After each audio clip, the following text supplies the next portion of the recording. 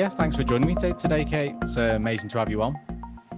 Thanks. Oh my gosh, it's excellent, Sam. It's great to see you. Great to lay eyes on you. Even though I don't take that for granted, by the way, even before COVID, but like it's even more excellent to not see a mask, and like see the whole picture of your face. And I can't wait to hug people, by the way. It just feels that's the one thing. I didn't really think I was missing that touch because I have a husband, so I get to make him hug me every day. But that's the instant thing I feel when I meet people on Zoom now is like, I really hope that we get to have a big party someday. You're invited, um, and I'm gonna hug you.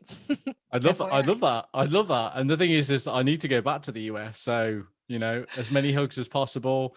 The only person I've got to hug is my housemate Dave. And I mean, we've known each other for a long time, but yeah, it's getting a bit old now. Hugging some other people would be good. Yeah, it's the little things, that matter.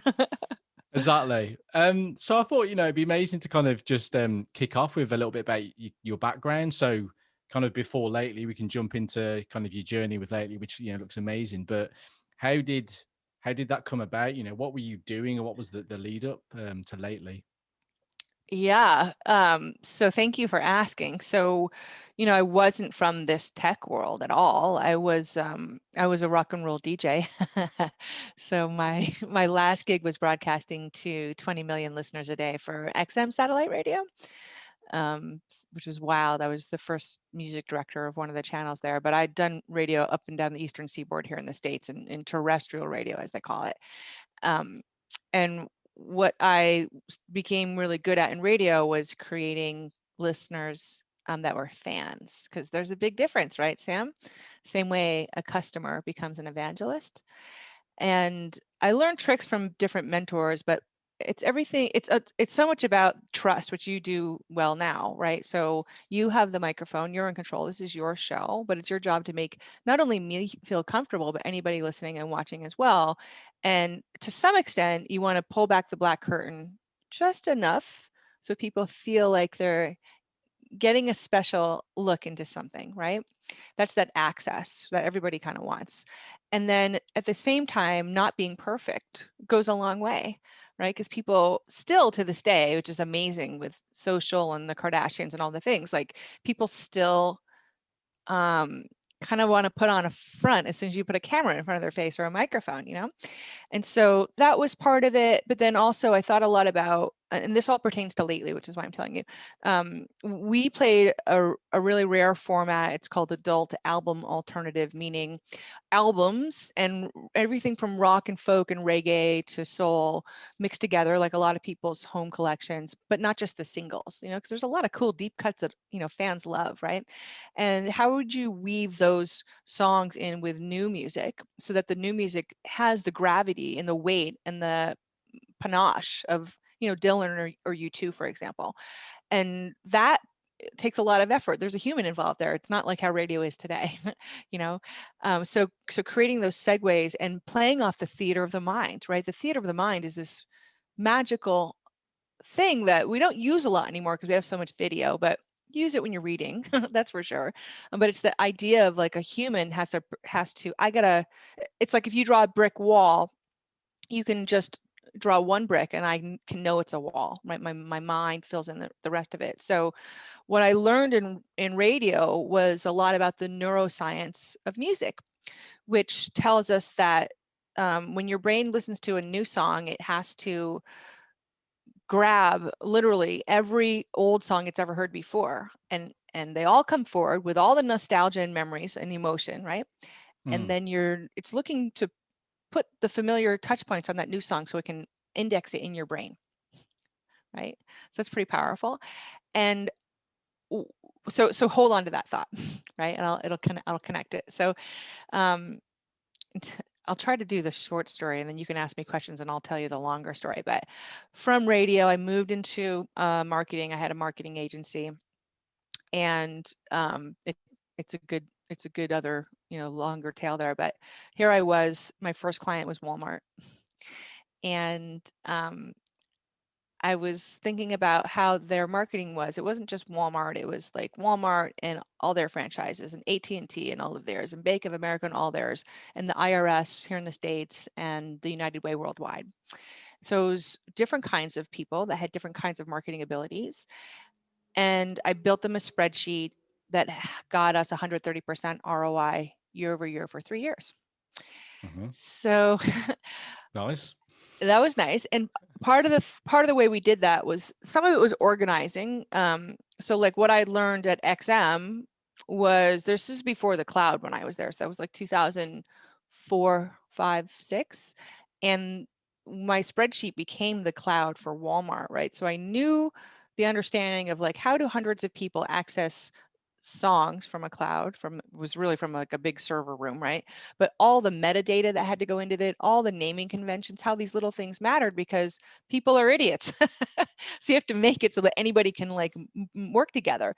So my spreadsheet was partly that, but then also we were looking at the writing and how often there were basically 20,000 participants in this huge campaign that was promoting a good cause, and everybody was looking at writing as like this pain in the ass, frankly, like this thing that had to be done. Content had to be created, but nobody wanted to do it, or they were hiring out to do it, which is astonishing, right? So marketers at the largest retailer in the world, bad writers.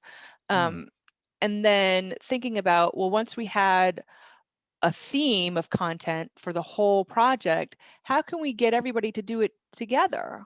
And how can we disseminate it to them, and also show people how to localize it or personalize it just enough so their audiences all over, would start connecting.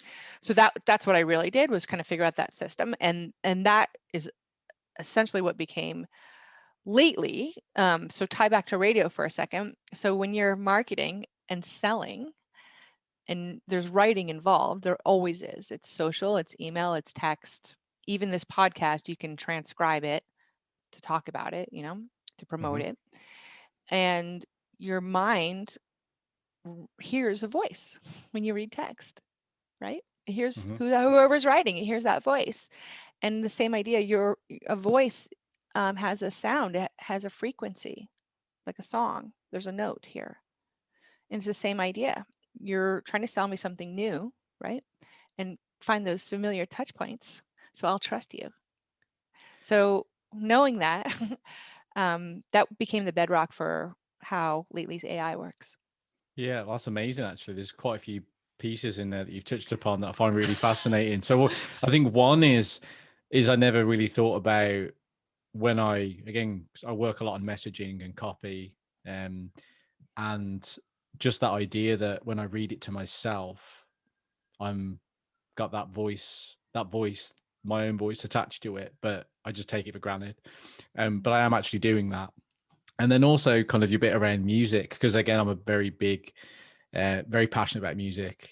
Played in bands, not anymore, but still play guitar, and Nice. my music, choices are pretty, not, I wouldn't call them wild, but I mean, I'll listen to System of a Down one day, and then John Pardy, or like country another day, and then it'll be like, yeah, AC/DC, but then some like alt pop like Jones. So I'm a little bit all over the place. So I love it. Like, again, when you kind of talk about the neuroscience behind music, and kind of what's happening, and how what you hear is this kind of like a puzzle piece, or like I Yeah. think you talked about bricks that kind of collect, and I guess, yeah, it's like you need that kind of reference point. Anything that you've ever heard needs to be like compared to something in some sort of respect, or like, what's the structure of this? um Maybe because, yeah, my the diversity of music that I've listened to probably helps. Prog rock, 15-minute Yeah, track, John Pardy. It's like, it's a good it's barometer to true. have. And that what you're doing there is it's very human to compartmentalize things, right? To identify, to bias is human. That's our survival skill, right? And to hear, see, read, watch something, identify it, put it in your own lexicon, your own library of things, to try to relate to it and figure out, where does it sit in your life. And I love that. I love taking stuff down to the base like that, right, Sam? Because I think that what people get caught up in a lot around, let's just say messaging, but it could be anything, could be cooking, slow food, all the things, right, that are that are happening with chefery these days. And I was a line cook, by the way, all through high school and college. So I'm a big fan of that arena. But like, if you go right down to the basics, words are the DNA of how we communicate, period. Specifically, each word, the word choice, right? So, and I was a fiction writing major, so I think a lot about word choice. And I'm poetic, right? I love the way words sound, right? This is part of the music, thing. And when I'm creating copy, or when I'm lately learns from me, by the way. So when we're feeding that brain, I'm thinking a lot about and still tying it into chefery here, but like I'm thinking about how it feels. What's the visceral nature of the sound of words? How do they look on the page? How do they feel coming out of my mouth? Is it awkward or does it feel normal or comfortable? That vernacular, right, is the word.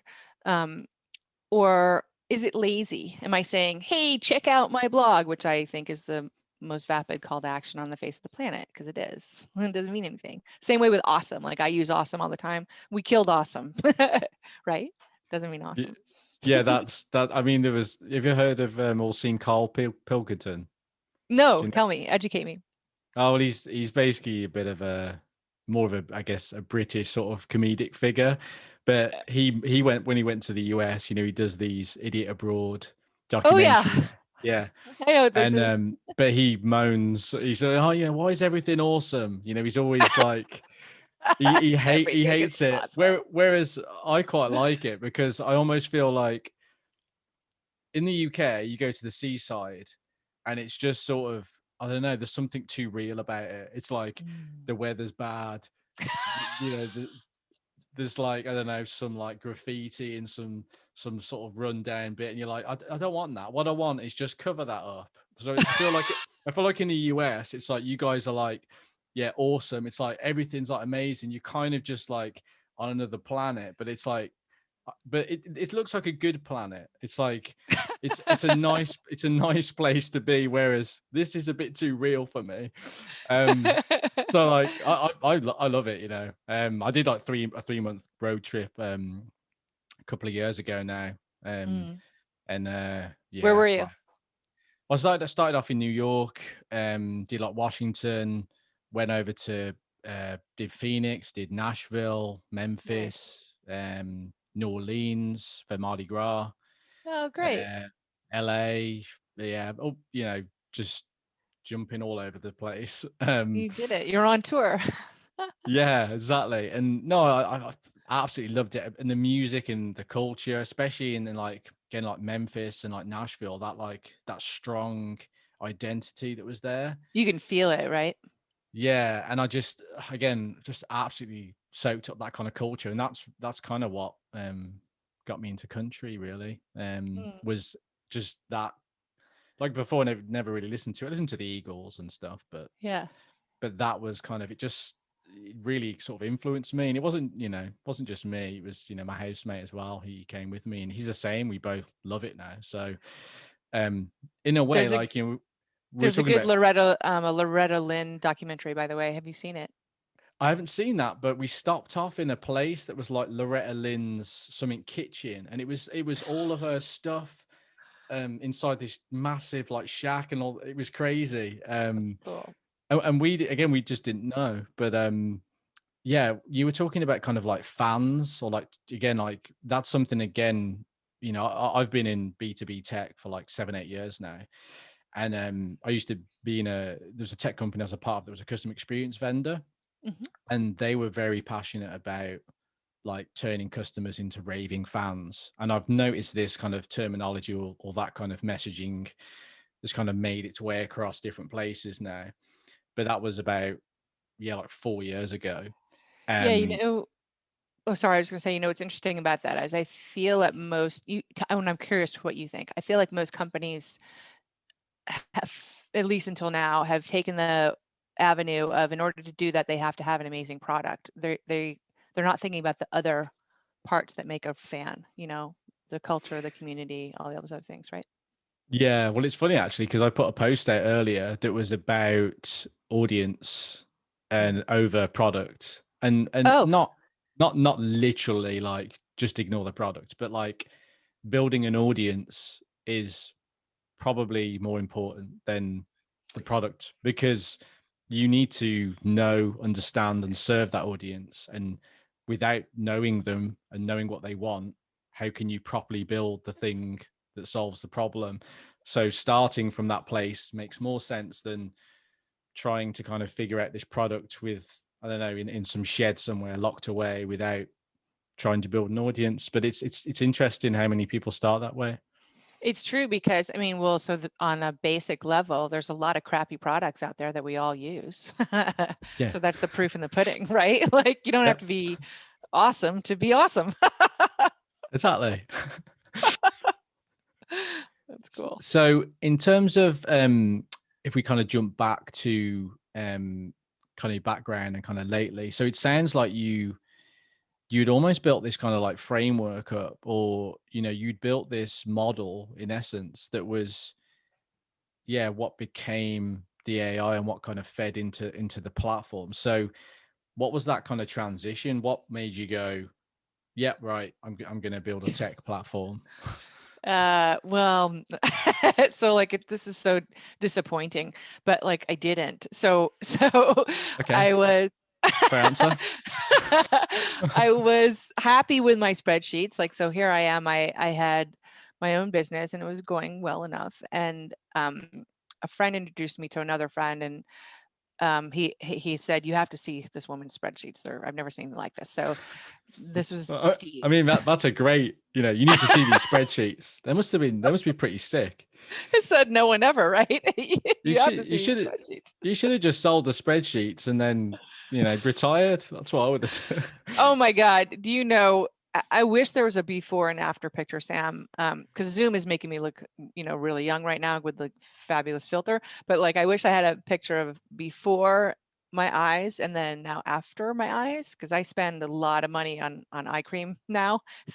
Yeah. Well, the thing is, You know? I mean, I hit 31 this year, and I was like, right, I need to get the serum. I need to There you get the go. moisturizer. Get I on need it.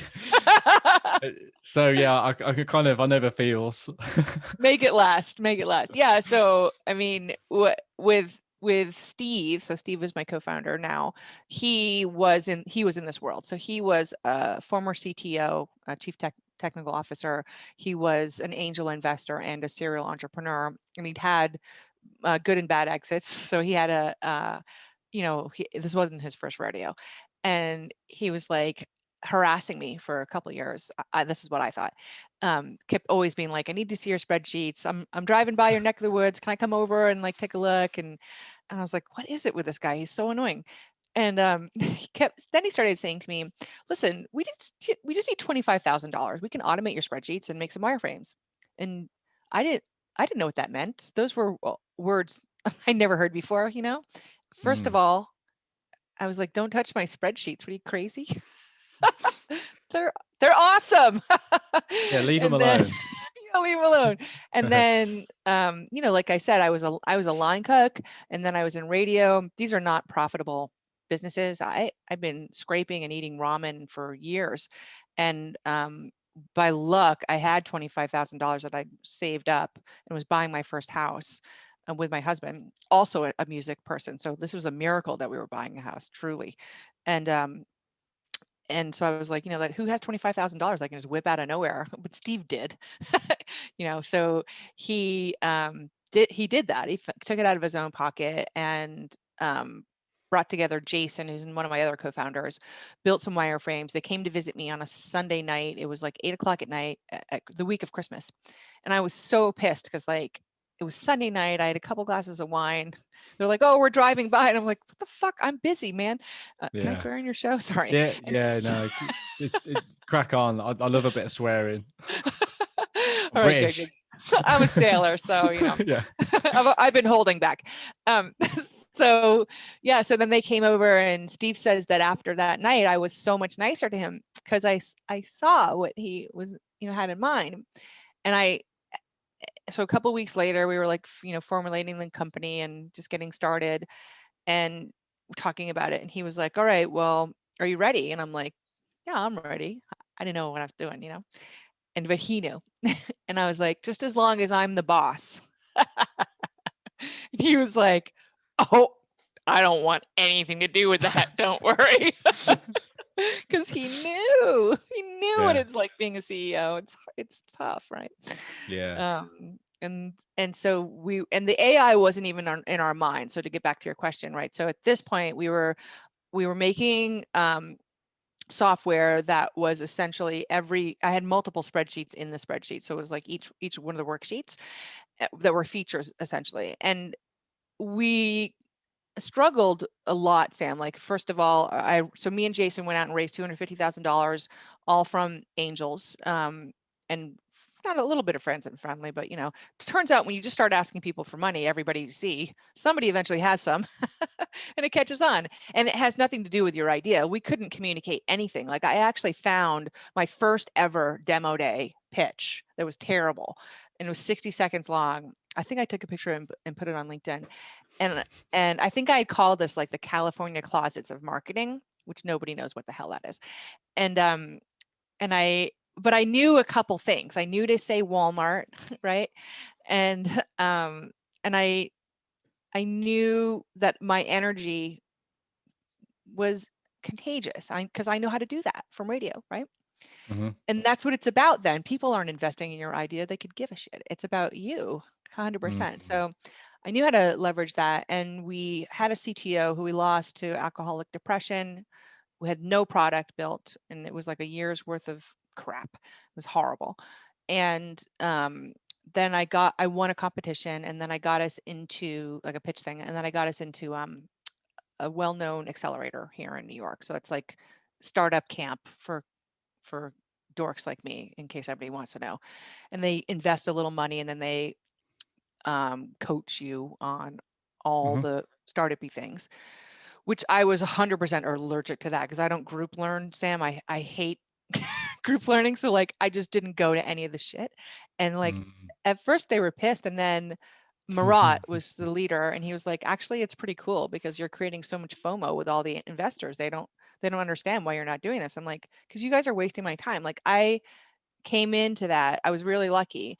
I came in with an engineering team and a Steve. I had a big brother who knew a lot of stuff, and we had a lot of problems, but like, it wasn't the things that they were focusing on. We still needed to produce a product because I didn't have one of those yet, right?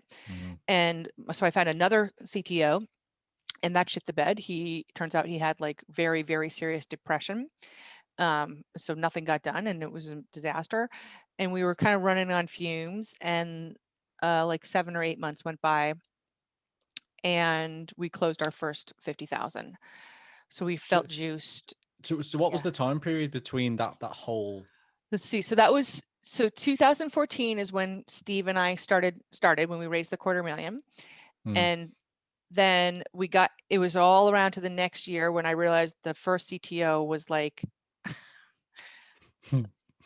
not a great human and doing a lot of dangerous things with my money.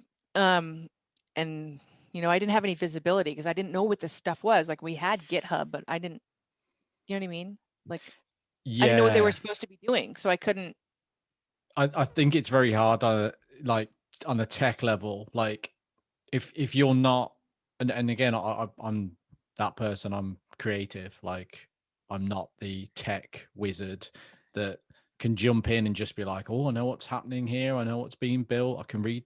Just Yeah. how you kind of have to like trust people, don't you? And I think the only time the penny drops is like when you've reached that critical point where it's like, well, I'm not seeing what I should be seeing, and I've had plenty of red flags or warnings, Yeah.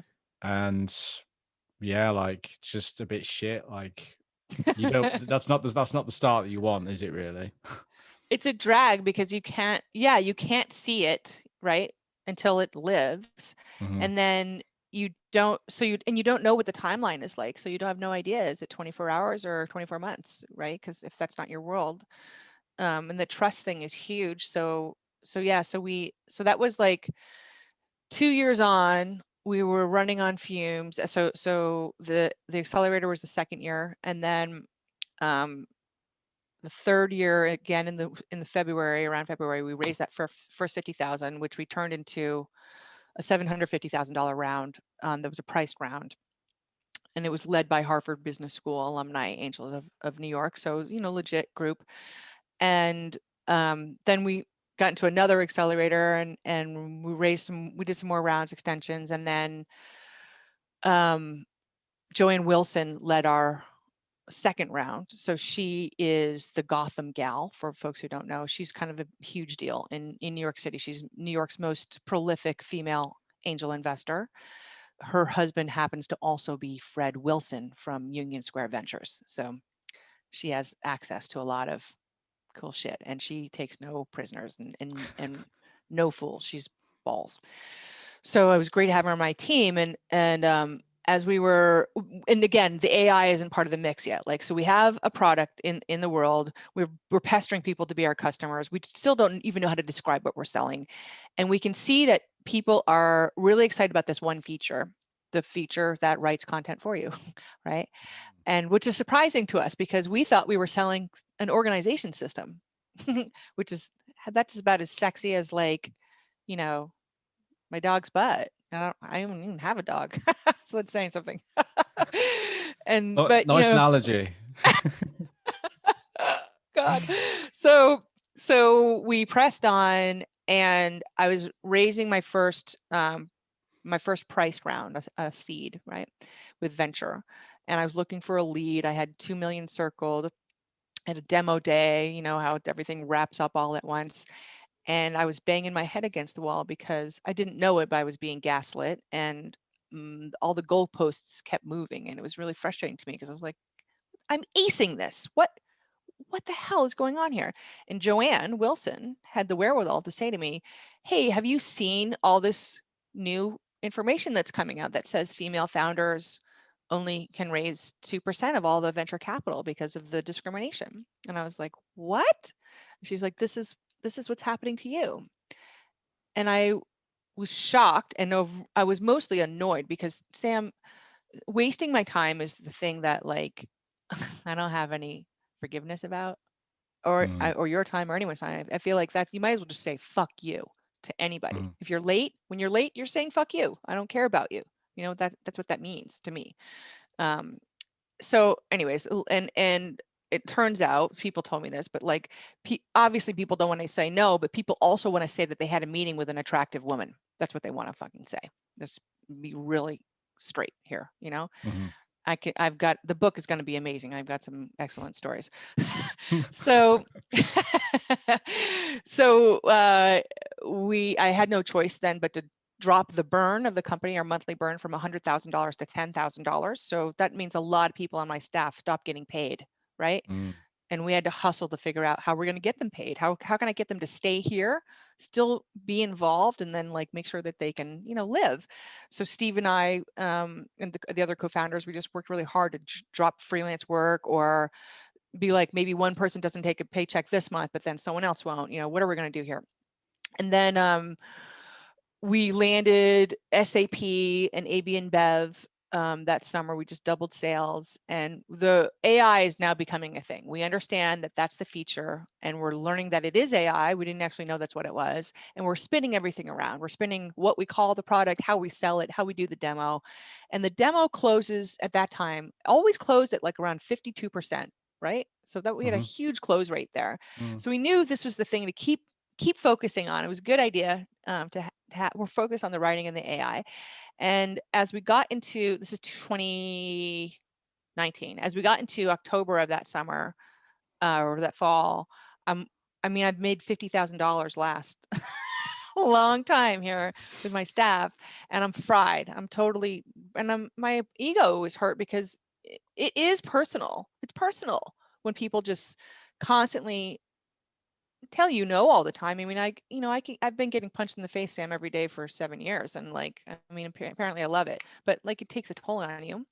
And then we got into Calacanis, so we got into Launch, which is Jason Calacanis's accelerator in Silicon Valley. He's a very reputable angel with the show This Week in Startups, for anybody who's listened to that.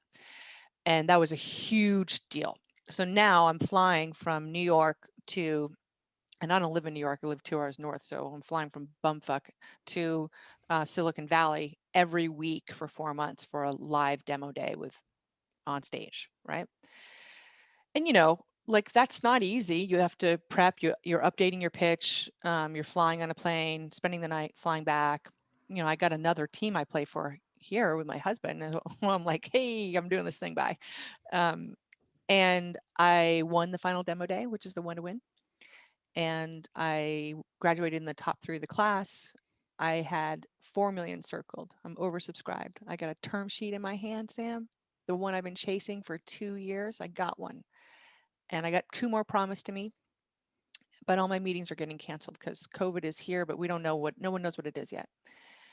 And the term sheet I had, I didn't like. And Jason Calacanis didn't like it either. So I had to choose.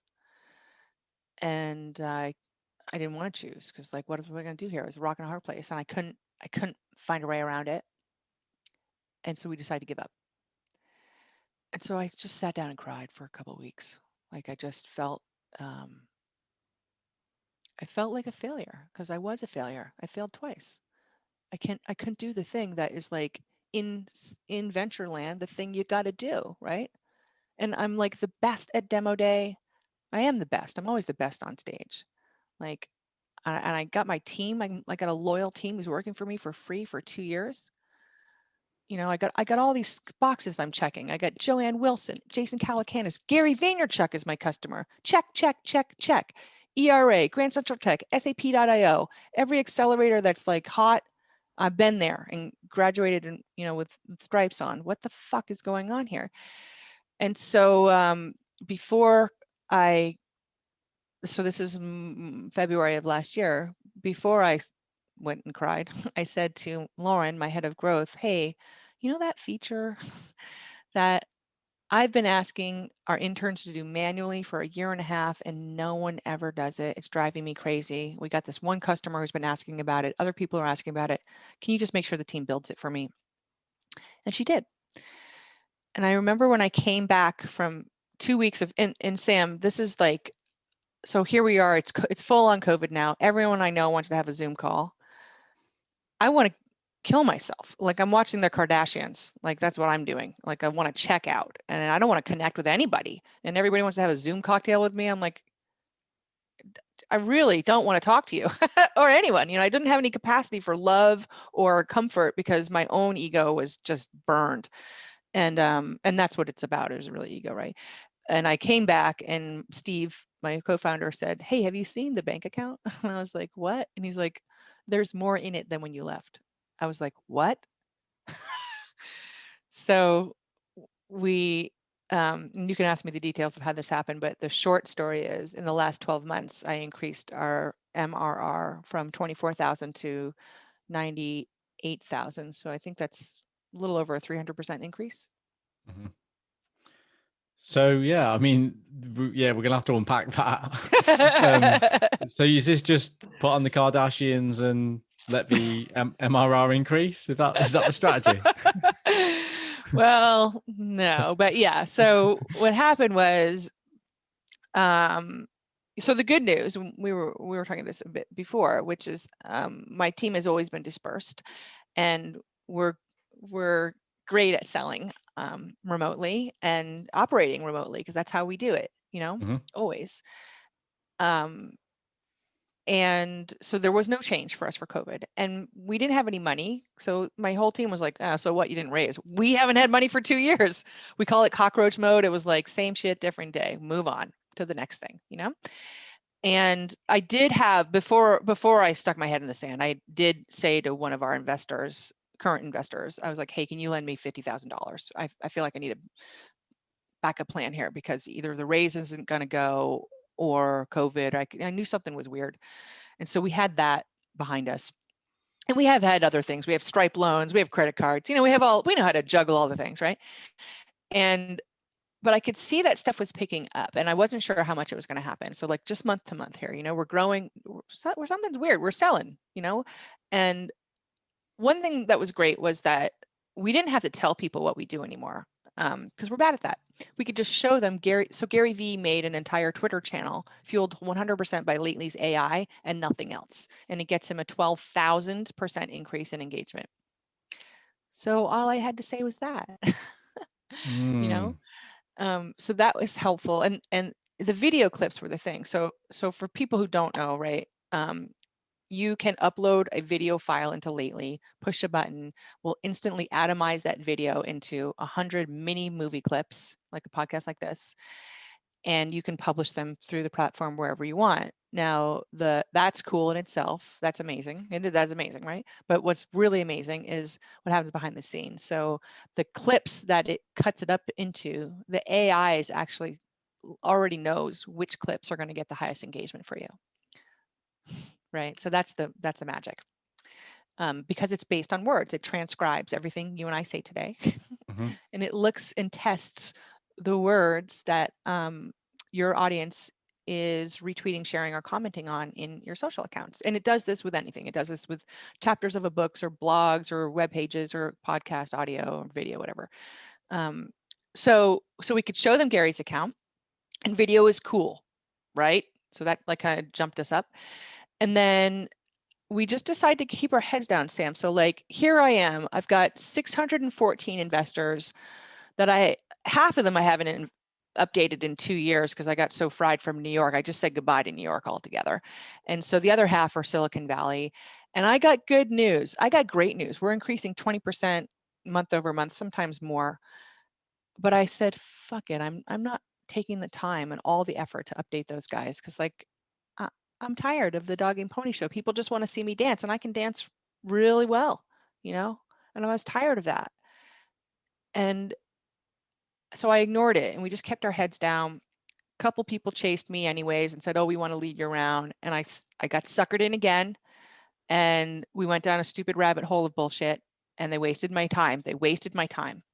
Which pisses me off. Like, and I'll tell you, just so people understand, like, you meet with somebody 3 or 4 times and they're doing diligence on you. So they're asking for all your paperwork and talk to your team and yada fucking yada. So you have to prepare this content for them and blah, blah, blah. And it's custom. I mean, you can have a bank of stuff that you give everybody, but everything gets tweaked. There's endless emails that you have to spend hours, responding to, and all the questions that they have. And like one of these groups, when they passed, they said the reason they were passing was because my MRR wasn't high enough. And I was like, well, you fucking douchebags. You knew that 3 months ago. If your standard is always $1 million, I hit $1 million in January, but I didn't hit it in July, and I wasn't projecting that either. So it was like, this is what I mean. So now I'm just like, why am I not listening? The universe is trying to tell me for like the 3rd time here to stop doing this, And so then we get into Christmas, and here we come around, and we're okay. We got money now. We're not paying the whole team yet, but we're starting to pay people again, And we hit $1 million ARR, and I went to Joanne. I'm sorry, I'm just talking about this so much, but hopefully I'm inspiring. No, it's fine. It's good to hear the story. So please continue. Okay, you're a kind listener. So I went to Joanne and I was like, hey, what should we do? Like, I don't need the money. So when you hit $1 million in annual revenue, you're supposed to raise your Series A, right? And I was like, I don't need that money. I'm going to triple. I can see in 2021, we're going to triple revenue on our own. I spent the whole year setting that up with a lot of different components. And why would I sell my company for 20% to a bunch of douchebags, which is my perception, because that's all I know, And she's like, yeah, don't. And I'm like, it'd be nice to pay Brian, my CTO, he's the one person that hasn't been paid at all in 2 years, especially now I'm asking him to do more than ever. And she was like, why don't we just do a quick angel round of your current investors? So I made 7 phone calls in 10 days and pulled together 335,000, put that in the bank.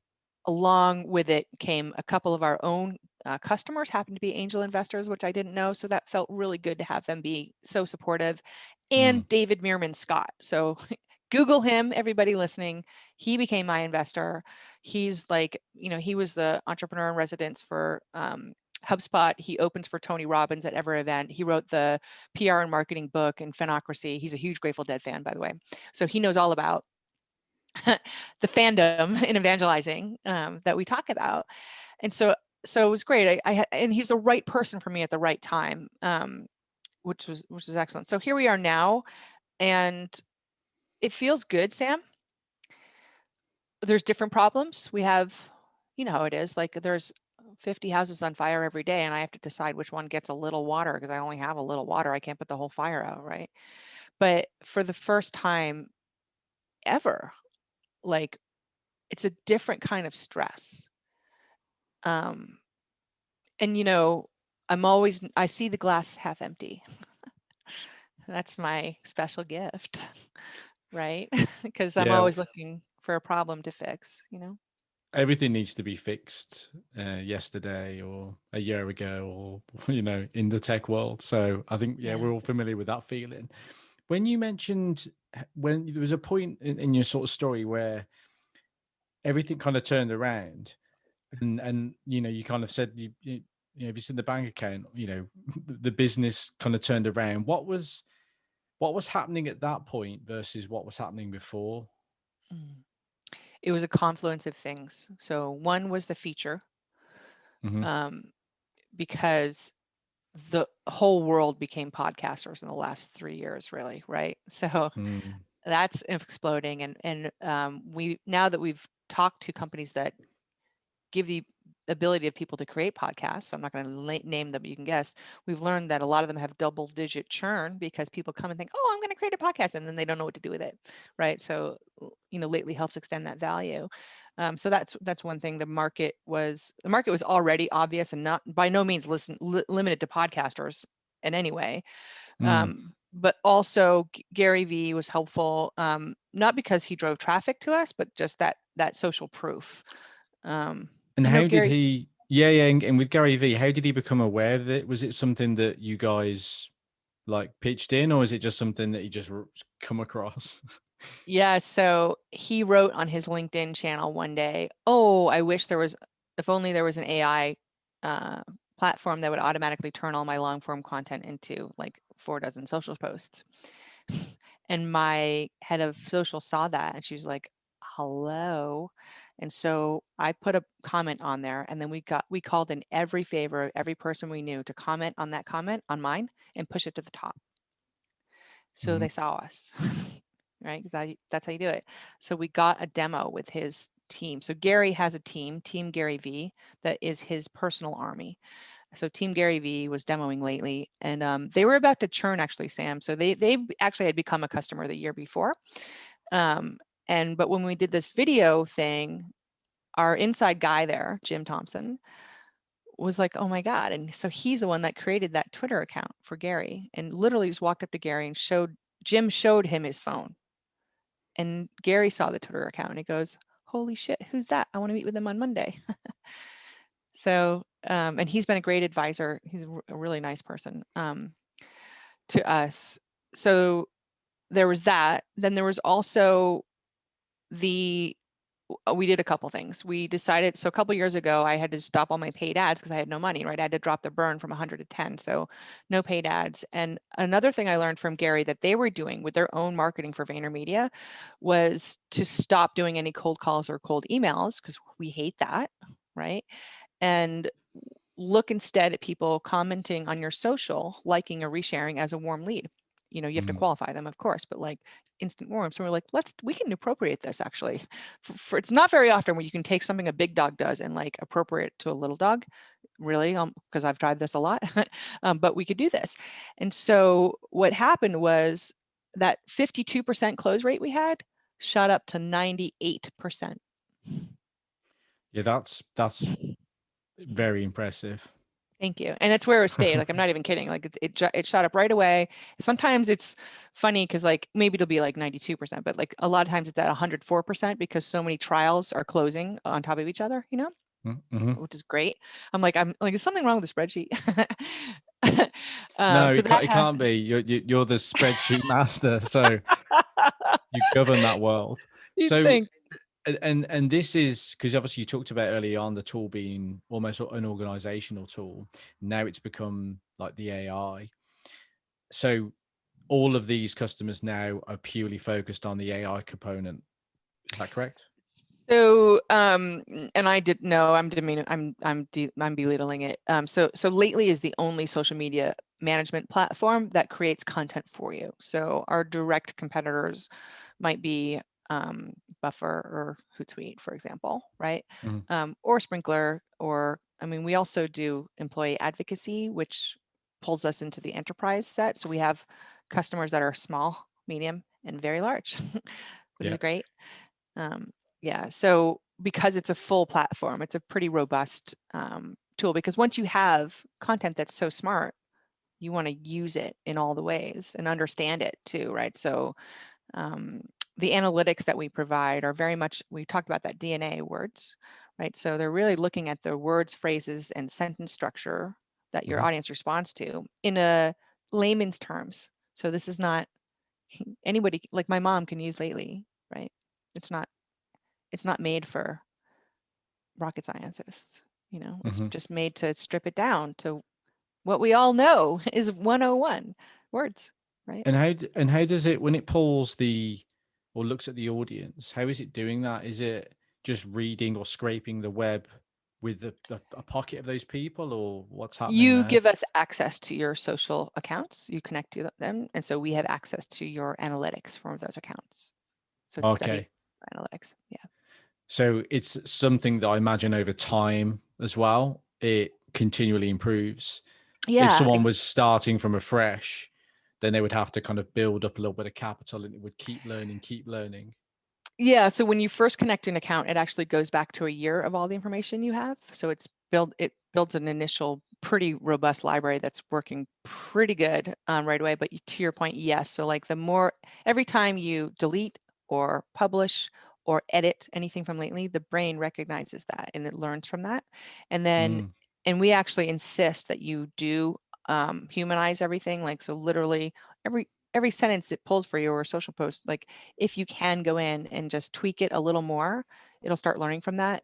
But then the word clouds that it'll pull word clouds and show you what words are resonating, and you get the opportunity to curate it and be like, find that word more, ignore that word, and you can tailor it for different kinds of campaigns or themes.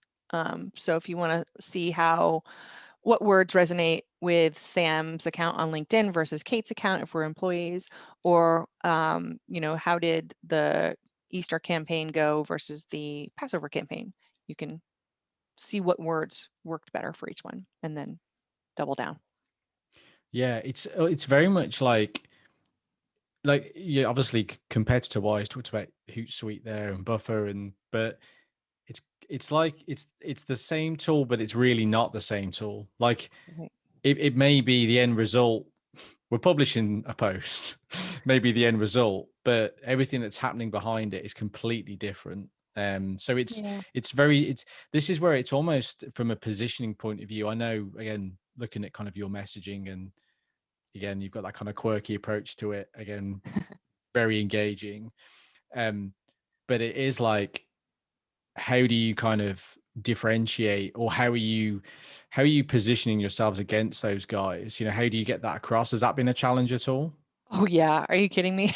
It's Yeah. so what I just told you, we've only started saying for the last 2 months. Like it's Okay. always we're so bad at this because we learned a couple things. We learned that there's communicating to investors, right? That's something I got pretty good at, but communicating to customers is different, and certainly communicating to enterprise customers is much different. Um, which still doesn't totally set in my brain because I know it's all about human to human, right? My friend Brian Kramer coined that phrase. There's no more B2B or B2C. It's all H2H. Mhm. But there is a big boy, big girl language where when you're talking to analytics companies like Gartner or Forrester, right? Or if you're talking to Microsoft or SAP, you have to know their vernacular, which I've been exposed to it over the last couple of years, but only in the last 2 months did it really click of what people were asking me before, and I didn't know how to answer it, but I do now. You know what I mean? Yeah. And it's the same, and it's also the ability to, and you kind of touched on this, is to reposition, to be able to. I found the ability to leave what we do a little vague as an ability, because we've needed to cater it to different audiences, you know? hmm So that's been kind of a plus, but like we just think that it's time for social media platforms to evolve. And the way people, for the most part, think about AI and marketing is either around data or around what they call personalization, which is bullshit. That's like, hi, name, Yeah. right? Personalization is going through a bit of a tricky time actually, because I feel Yeah. like people have just sort of gone, oh yeah, it's bullshit, and now marketers are like, oh, we've just spent all this money on this platform that, whether it's Sitecore or whatever, and it's cost us a fortune, and what you're telling us all that money, yeah, it was a waste of money. We should have just been Yeah. focusing on the customer, the audience, what they wanted, connecting with people, proper marketing. Oh yeah, we forgot about that. Yeah, and you know why it is, Sam? It's because people, when it comes to marketing, especially, people don't want to do any work. They just want to push a button and walk away. And that's why we insist that Lately must be a human friendly. The component is like what makes it work. You know what I hmm mean? hmm Yeah. I mean, like you say, it's with marketing for me, like, I think the reason I got into it was very much around that connection, that human element. And, I have a massive, like, huge interest in psychology. Um, I almost did that at uni instead. And it's, I get drawn to that, and it pulls into everything, whether it is like understanding wants and needs, messaging, copywriting. It's all about that. Then the brand and the story, and just thinking about like, what's the story I'm trying to take someone on here. And it Mm. sounds fluffy, and like it can be fluffy at times, but the thing is when you're doing a pitch deck, or again someone is engaging with a piece of content, you've got to be thinking about that kind of journey. And yeah, I think marketers, or at least some marketers, kind of forget that, don't they? Or they've lost that, and it's just the data, or it's just the click-through rate, and it's like, yeah, but what about what you're trying to do here? There's like the other person, Yeah, perhaps. they've Sorry, carry on. scienced it out. They forgot that it's art and science, more art than science, right? So they're trying to science it out, and you can't do that, right? Exactly. And so, and with a couple of things you mentioned there, I know, um I think I saw one of your posts. I know that you talk about kind of like ignoring the SaaS rule book, and and obviously the 98% sales conversion is beast. So, and I think we talked about there, no ads, and no cold calls and cold emails. So if you were to advise, or like recommend to another founder what they should do, that kind of that pivotal point that you're at there, what advice would you give to them? Yeah, without using those techniques to drive growth. Yeah, it's funny because I think that the SaaS industry is changing as a whole, as is the investment industry around SaaS, and it's changed, but people aren't catching up. So everybody keeps trying to do the old playbook, and it's not working, for a lot of companies, that because it's already evolving, and this is about the science it out, right? So, the old way, there's really only two ways to grow fast, as they say. One is you get a bank of SDRs smiling and dialing, right? Because eventually those numbers, it's the numbers game. Yeah. The other way is to spend a lot of marketing money, not marketing money, but on advertising, right? Now, I found that advertising software is about as, again, it's like as sexy as someone else's dog's butt, right? Yeah. Not Yeah. really. Nobody's made it sexy. Um, so that's a tough one because Instagram is not the place for us, and it's not a beauty product or clothing or whatever, those spandex pants that hug your butt. So Yeah. like on TikTok. Don't want to Exactly. share those. Yeah, it is. And but there's another way, which is what Gary calls it, is scale the unscalable, right? And it occurred to me that's what I know how to do best. I hate the phrase superpower because it's so cliche, but my superpower is making fans into evangelists. That's what it is. And I knew from the beginning, from lately, that we always started marketing. You said create an audience first, and that's what we've always done because it's so hard to build one once you need it. That's because it's never immediate. It takes a very long time. So I knew Mm. to build the audience early, and I knew to use the audience I already had to build ours because I had one. I had 20 million fans, you know. So why not just leverage that here? Because it turns out that again, in the beginning, people don't care about what you're building. They just want to help you, the person, right? Mhm. And so I think about, I mean, Gary had the words scale out the unscalable, but we already had the process involved. And we know that so the other thing you'd asked about all the things that happened in March, another thing that happened was a day has not gone by since March where some person that I either know or don't know, customer or non, will publish about us spontaneously on social somewhere, right? Which Mhm. is amazing. So our social proof is out the window because now no one, we haven't met a customer all year long that didn't say to us, I heard about you from somewhere, which is saying something worse. That doesn't happen for small little companies, right? So that doubles up on the warmth. They're coming in ready to buy, essentially, right? They've already gotten, we've got customers all the time who will text or email me and say, hey, I just demoed lately to my friend. So they're fucking demoing for us, which Mhm. is, insane. So the I always say to my team, the hard way is the way, Sam. The hard way is the way, and I'll explain what that means. So sending a mass email out to everybody, that's not the way. Sending individual DMs, texts, individual, from LinkedIn, that's the way. That's people, and we see this all the time. Like they respond to me. They don't respond to lately, it just because who does? So if I want something done, I gotta dig my fucking heels in and you just do it. So I think a lot about, so I'll tell you our process if you want to know. So Yeah, yeah. I don't have time to write any copy because I'm too busy doing these other things. So like I can't even do the thing I'm the best at, but I do a lot of interviews. The reason I do this is lead gen for me. It's great talking to you and I love meeting you, and I don't care if you have 2 listeners or 20,000 at all, because I'm going to ask you for this file. I need this file. This is content for me. Hopefully you'll give it to me. I'm going to run it through the auto generator afterwards, run it through lately, give it to my team to do that. I have a woman, Alex, who I have a writing rules that I've made for her, guidelines. She knows how to do my rules pretty good. So she's going to take the AI, see what it turns out, maybe find 40 posts, put my spin on all of them.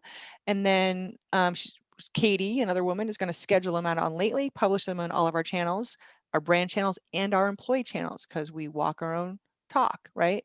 We're all in this together, employee advocacy. And then Katie will watch what happens to that content, and she'll look at people liking, commenting, and sharing. She'll join in the conversations, and she'll also find other threads that have nothing to do about us that we should be involved in, tag us. And so now we're out. We don't have to do the push. Lately does the push. We do the pull. So we're all out there, the whole team, Instagram, Twitter, Facebook, LinkedIn, wherever, in these conversations, and then pushing people into DMs. And the DMs is where we then set them up for the demo, So that's our KPI. So we have, for the last 2 years, we've had more demo requests than we can fill because I hadn't raised. So I didn't have any bodies, and that's the same way today. I just saw the numbers. It's 48% of the demo requests that were qualified, between 76 and 92% in the last week, we can't get to. And just to come to your point about the push and the pull there, Yeah.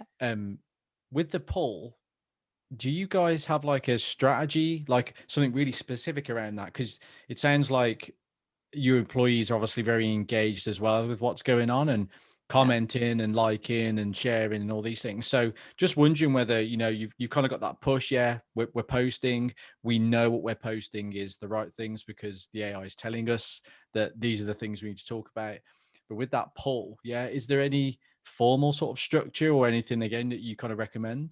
Yeah, so for us, the goal is not sales, it's evangelists, like make evangelists. And that's Hmm. the primary directive. Go have conversation, make people love you, right? Like, and that's pretty easy to do when you have, I mean, I've chosen staff members who we've either taught to do this or that it comes naturally, you know? Okay. So that's a big one. Like you got to hire people who are social animals because that's the only game to play these days, you know? um, the other thing is you have to be a tease, like just like they say in high school and college. You just like walk into the room, flip your hair, and walk out. You don't even have to say anything, really. You know, like don't say anything about the product. Just like comment, be like, "Oh, that's super smart, Sam," and then write a few sentences that are thoughtful about whatever you said, and then just walk away.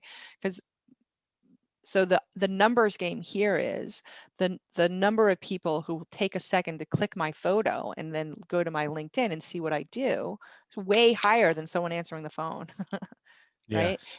And it's compelling enough. Like, I mean, sometimes we can't help ourselves and we have to drop in someone will be like, "Oh, does anyone have an AI tool that'll turn on my podcast and a bunch of videos?" And I'm like, yeah, here's I do that, you know. But we found that the no sale is the sale for us. What's interesting is that we have some enterprise customers, like I said, but we're going up market in a very dedicated, large way right now, and so we're crossing the chasm, right? And I'm nervous and curious because I was talking to David Meerman Scott, and he's like, "Don't fuck it up." Yeah. But what he means is like, and this is a good reminder, if it ain't broke, don't fix it. So, because I think a lot about like, can I sell to small and medium businesses the same way I can sell to enterprise? Every investor has told me I can't for years, but I already have. Right. So, like, I was self doubting myself. And then I was like, wait a second. Mm. I'm just going to double down on this. Okay. So, scale the unscalable. Let's talk about that again. How do I do this? So, why do I need to be the only person on the cover of the magazine? Let's put Lauren on, let's put Chris on, my other teammates, like let them do podcasts, right, as well. Let's get them auto-generating content. Let's get them to make fans out of people because people love them already. They do.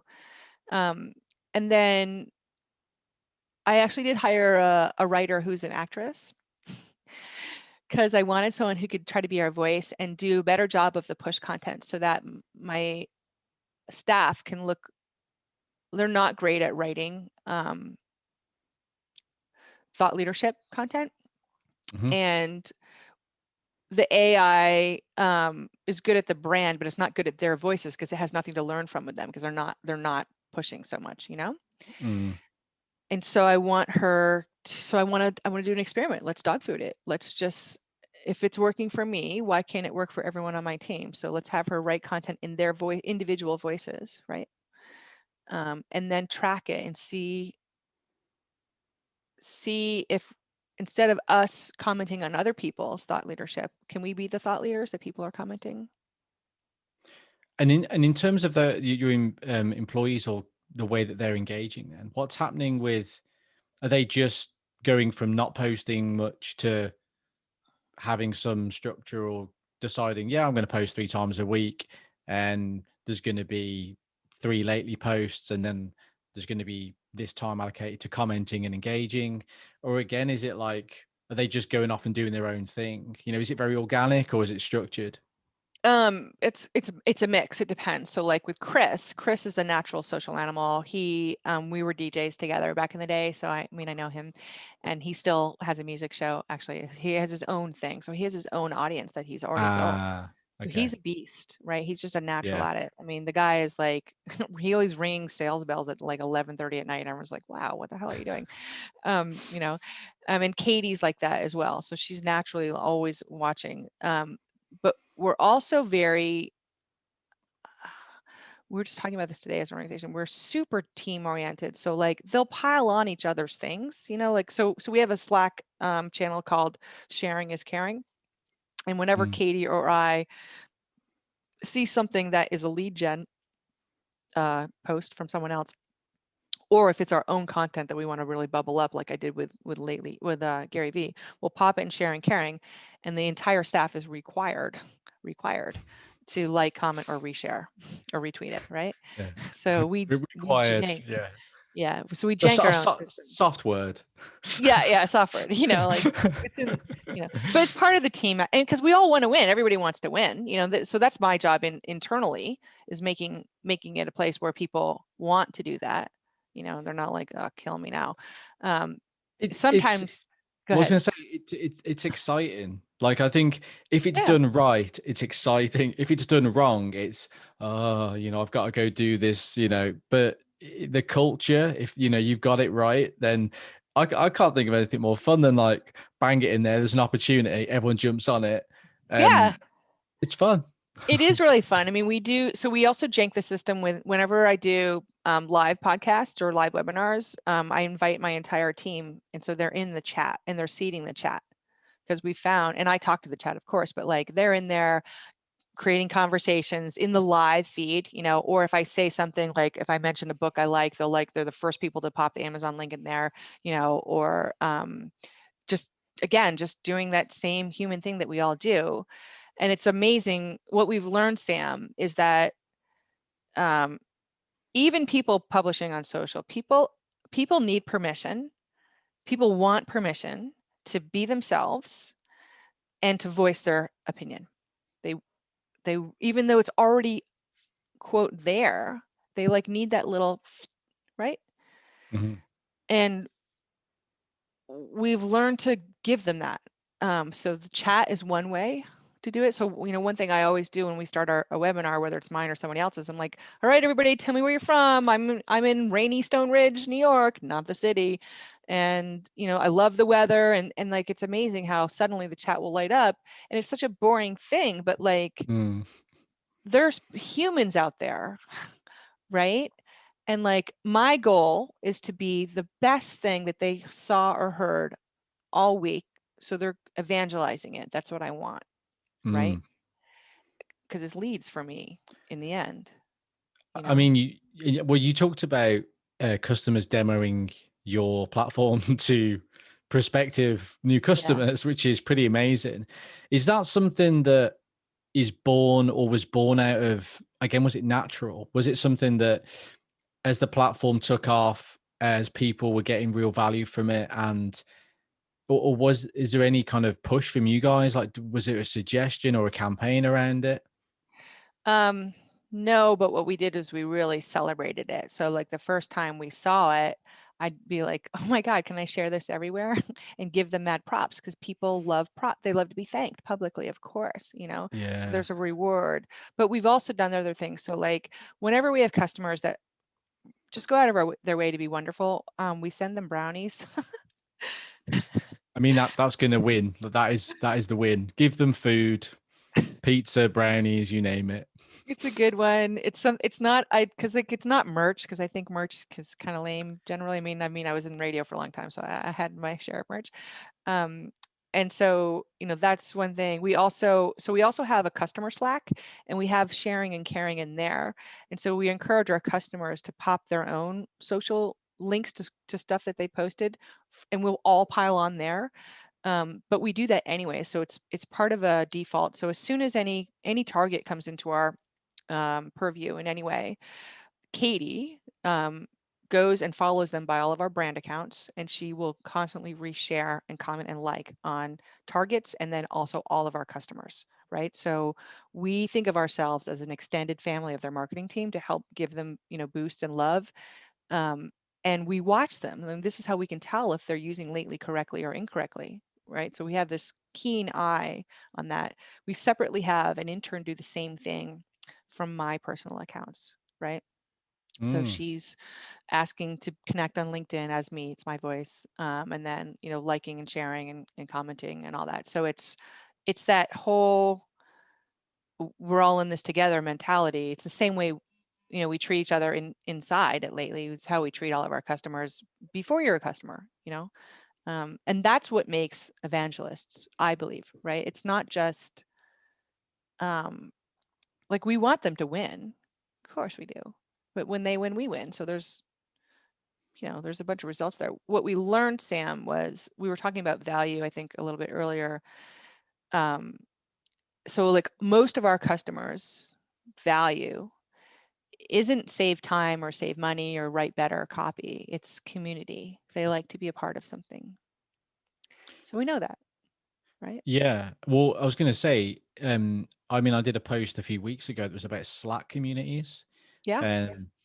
And like for me, that was something that I kind of looked at. And again, going into the psychology realm, just thinking like it's it's not that Slack built the tool and said, we want you to go and build loads of communities. Right. You know, they were obviously email killer was, you know, what's their headline. And, you know, if you were to strip it back, it's just communications tool. But it's been taken and used in this way, and it's because of human behavior, isn't it? It's like Mhm. there's a desire to create a community, and there's lots of value. And I mean, again, for me, I feel like I was a little bit late to it. Like I only got on a few, like, you know, end of last year. So I was like late to the party. I'm like, oh, there's this one. There's, well, I can't get access to this one because I need an invite. How am I going to get an invite to that one?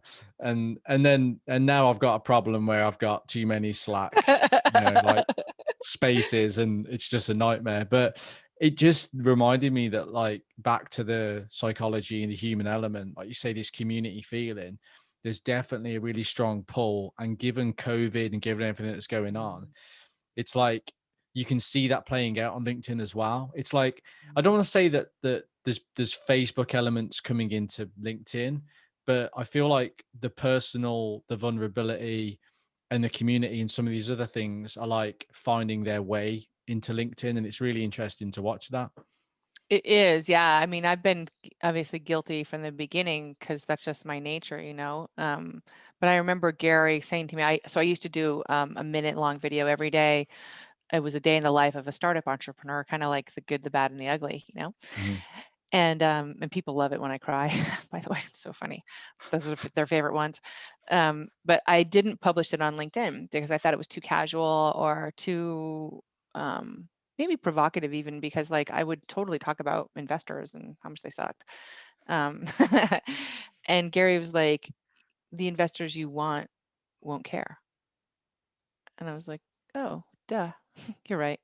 And so then it was just another I just said about how people need permission to be themselves. Gary was giving me permission to be myself, right? Even though I already knew that, but it was another, you know, sort of step on there. So Yeah, it's kind of again fascinating, isn't it? How like that kind of permission, and I think everyone feels that as well. There's a yeah. conversation I had with someone else about a month back, Ash, and he, again, we were talking about imposter syndrome and different things that people feel. Um, but it's always the more vulnerable stuff that is the stuff that connects. And then even in this situation here, where with Yeah. investors, you're kind of like, oh yeah, I can't say that, or and then someone's kind of said, oh yeah, you can, and now you can, and you're just like, it sometimes it frustrates me because again, those kind of situations happen with me where I'm like, oh yeah, I can do that. So I was just stopping myself. Yeah. Right. And You it, need that catalyst, I find. You need someone else to, I always do. Right. yeah, that's where I think other people, or like whether it's mentors, there's some people that can have such a powerful influence, can't they? They just Mm. give you that thing that just gives you the means to something like that. It's like it changes the way that you, in a way, do business, or the way that you're marketing. So it's actually a huge piece of advice, isn't it? Yeah. If you're wise enough to take it, that's the thing. Like, and that's the CEO ness, right? Is like not only to be able to recognize the catalyst. Yeah, exactly. I think it's one thing hearing advice, but yeah, it's taking it and then doing something with it that we all struggle with. Yeah, as someone said to me a long time ago, it's a favorite phrase. They said, "Well, there's a reason that advice is free because there's so Yeah. much shitty advice, right?" So you got to Yeah. know, what to sift through. But yeah, so I'm I'm curious. I'm really curious about how long I can manage this because the mental stress is pretty, vivid. it sounds to me, I mean, the kind of whirlwind journey that you've been on, there's so much in that, the adversity that you've encountered. Now, I don't know, again, because I'm not in your position, how that kind of builds and like what that kind of does, and whether it's something that like it's never going to get easier per se, but Right. it's like, are you more prepared for it, or are you more resilient around it? Like, do you have more tools in the toolbox of your own kind of mental well-being? Do you know what I mean? To kind of Yeah. manage this in the future. Again, I don't know, you know, you'll be able to maybe provide an answer on that, but it seems like from the story that you've relayed that there's so much that you've gone through, and it's like, I don't know, like it feels you guys are clearly on a very positive trajectory right now, which is very exciting. And I'd like to think that excitement is, you know, that wasn't there at that stage is now here. And that's got to like fuel kind of Yeah. the upcoming challenges, perhaps. It does. I mean, like, all I think about is, so right now, that ain't, if it ain't broke, don't fix it, right? So like, I was trying to think about simplifying. So let's double down on what we know is good. And then I'm thinking a lot about customer service right now and customer care, and to really, I think companies, this is where they fuck up, is they do some new things and then they make people unhappy. And like, we're actually about to release a whole new product UI that's been coming for 2 years actually, which it's necessary because we do lose customers. Lately is actually really easy to use, but we've been just MacGyvering different things together. So it's a little, untenable. And we know that we need to reduce the strain on customer service by making the product more self-service. Now it's a huge platform, so it's never going to be self-service like completely, Mhm. right? Because there's just a lot, it's like, it's just, it's a power. I gave you a Ferrari. It looks like it might be a Toyota, but it's a Yeah. Ferrari, you know? And so we're a little nervous about this, and we're thinking about how to unroll it and how to do it in a way. And we only updated one section, the most important section, the AI, not the whole platform, just this one area. Mm. And we're going to test it with customers and all those kinds of things. But in the meantime, like, we're growing so quickly that we've had to bring on people on board. Like, there's been 3 new people in the last 6 weeks, which is really challenging for us because we're a pretty small team. And whenever we bring someone new on, it doesn't matter how wonderful they are, all of our communications explode. It's like this, Mm. it's this immediate, like, because everyone's trying to figure things out. And like, boy, the last couple of weeks have been bananas like that. And I'm thinking, like, this team is so good at um 90% solving something before they go ask somebody else for something. They get 90% of the way, so that you don't have to do the 10. And then I just saw this whole week flip where like everybody's doing 10% of the work. And I was like, what's happening here? And that's when you pick up the S- phone and you find Yeah. out what's happening in people's lives. And I found out, like, someone's friend's dad committed suicide, someone's kid put a weird thing on, had to go to the principal, somebody's other kid, this is when there's humans, you got to get on the phone and find out what's happening. And then also then look at the systems again and taking all the information and restructure it. So the excitement is there, but the nerves around, it's the next test, Sam, right? So like that, my ego is involved. I want the badges. So, okay, I can't get the badge of raising a price round apparently, but like I got the badge of 1 million ARR. Now I want the badge of 10 million ARR, So first thing I have to do is triple my revenue this year, right? And these are stupid fucking goalposts that somebody set in Silicon Valley 20 or 30 years ago that we're all still, chasing like dumbass dogs. And I'm doing it too, because like I want that braggable, which is asinine, but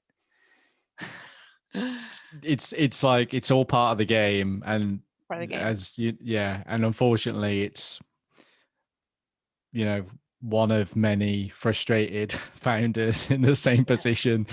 But I choose. Perhaps, I volunteered for this game, so. yeah. Like I say, it's very exciting. The journey that you guys are on, and I think, yeah, like it just seems like you've got your strategy right as well. Like everything you're doing again with social, and there's some things you've unpacked there, which is like absolute gold mines for people that, again, the businesses that aren't focusing on LinkedIn and social. And again, I'm not saying everyone should, the customer has to be there, but this kind of old way of working, yeah, the cold emails, the cold sales, the outreach, all this kind of stuff. It feels like when again, we were talking about, jumping on posts here and basically launching coordinated social efforts where we're all immediately visible. We're like pushing the brand, we're delivering value. It just seems obvious, but it's like, I mean, there'll be a point when probably everyone's doing that. And then Yeah. what's next? I don't know. I really feel like this might be a good way to wrap us, but like, I feel like I'm not building a company, I'm building a culture, Yeah. And I'm really proud of that. Yeah. So one last question that I love to ask everyone is, what's kept you sane through COVID and lockdown? Well, the drinking. That's the truth. Yeah.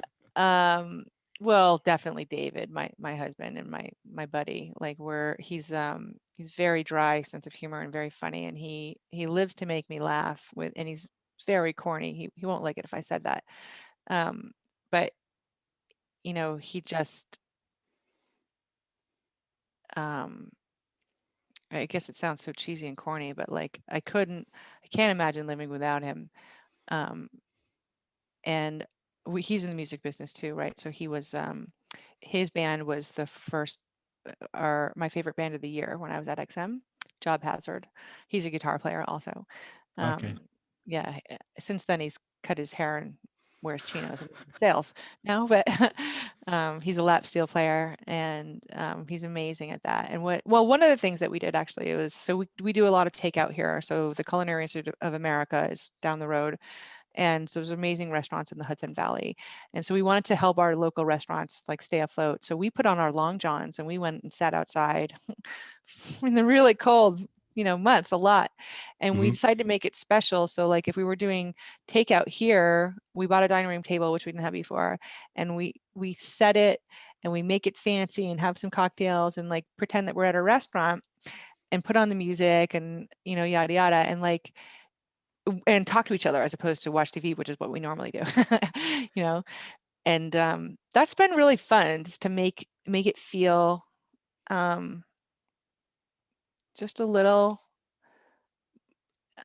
to love the one you're with, right? Like, I mean, and I know, again, this sounds so corny, but I know so many people who got divorced, which I think it's not fair of me to put my own judgments on anybody, but I'm 47 and David is 52. We've been married for 10 years. And the day we got married, I remember thinking, oh, I only have maybe 35, 40 years for this person. It's not enough, and he's worked from home downstairs for 15 years also. And so we're always together. And when I married him, I didn't think to myself, oh, I only hope I see this person for 3 hours a day.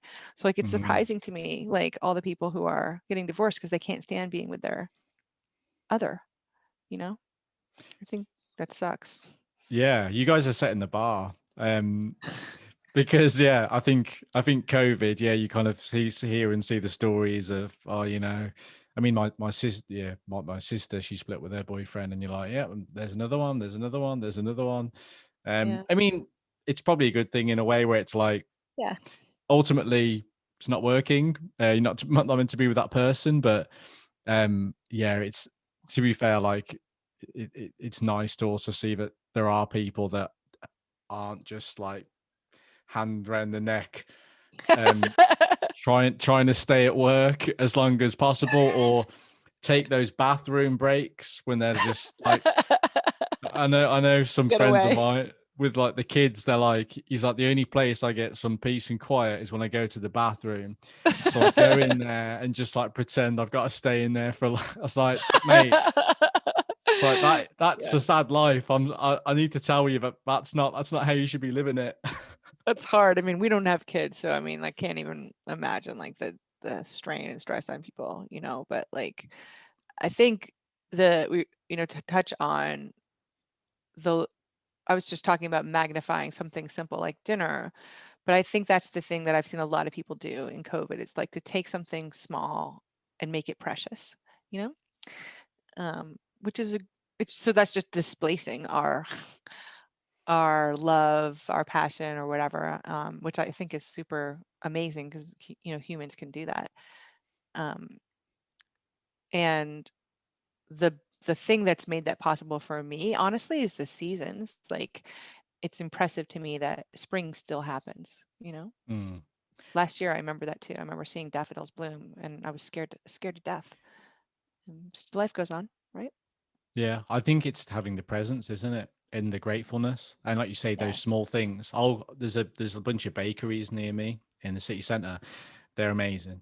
And I'll go in and get a coffee and a few things. And if it's like, again, because Manchester, it rains all the time, but you'll get the odd sunny day. If I'm walking out with like some beast, like fucking almond croissant with like the latte, and it's like the sun's just, coming up, I'm just like, this is the best. And it's So, so tiny and silly, but it's actually exactly what it's all about. And you can't have those moments all the time, but I think COVID for some people has made them just kind of step back and go, what's important are all these little things, and you're only seeing them now. And in some way it's like it was a jolt, it was like a bit of a wake up, for people. yeah. Wake up and know what you've got. And I feel like again, for me, it's been a little bit of an awakening in that sense of just these little things that keep you going. Yeah. Thank God we have the wherewithal and the privilege to have that perspective, right? Exactly. Well, thanks for joining me today. It's been an amazing chat. Much appreciated. I'll definitely be watching it again because there's plenty of little things in there that I'll be using myself, especially some of the social stuff. So yeah, thank you very much, Kate. Awesome. Thank you, Sam. Great to meet you.